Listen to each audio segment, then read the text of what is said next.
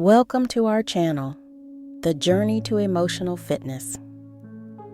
Kimberly sat at her kitchen table, the morning sun streaming through the window as the chaos of the house unfolded around her. Her husband, Ryan, rushed out the door with a quick goodbye, while her two children, Mia and Caleb, argued over cereal. It was a scene she knew all too well, yet lately it felt overwhelming. Like a tidal wave crashing over her every morning. She had always been the pillar of her family, putting everyone else's needs above her own. But over time, the weight of it all became unbearable.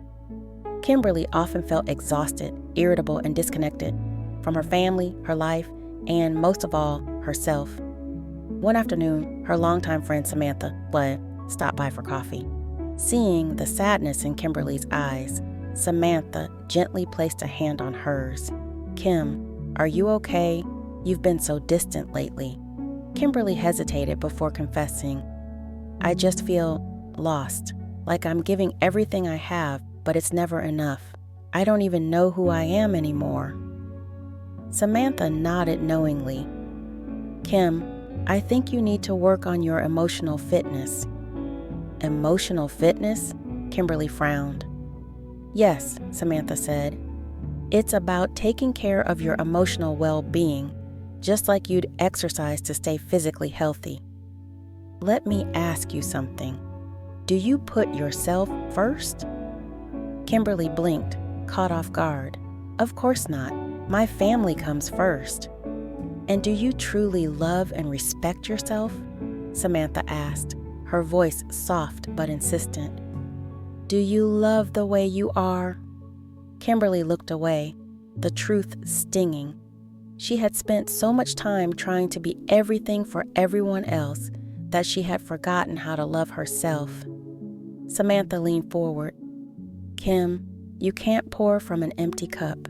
Emotional fitness starts with self-love and self-awareness.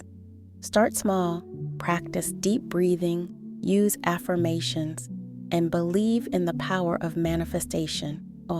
You deserve to feel whole again." That night, Kimberly couldn't get Samantha's words out of her mind.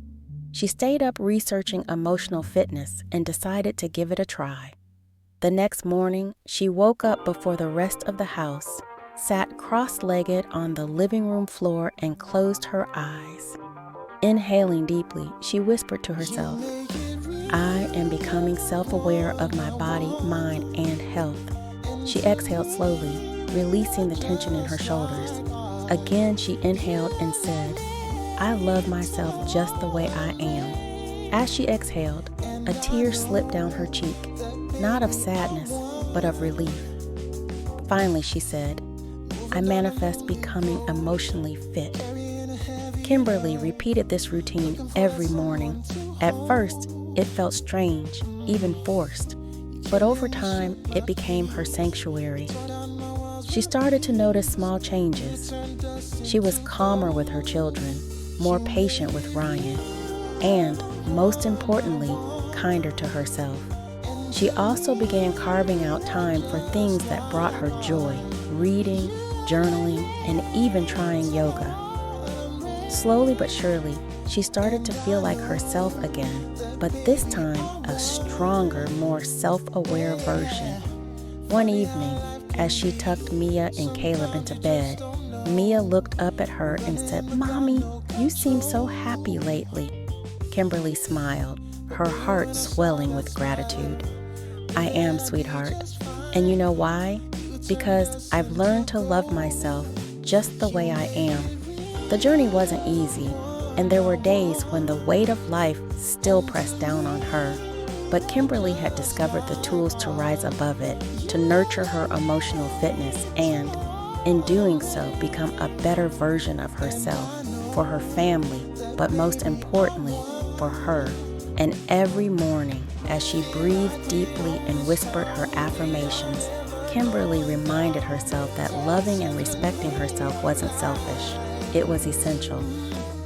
Thanks for watching. Like, share, and subscribe.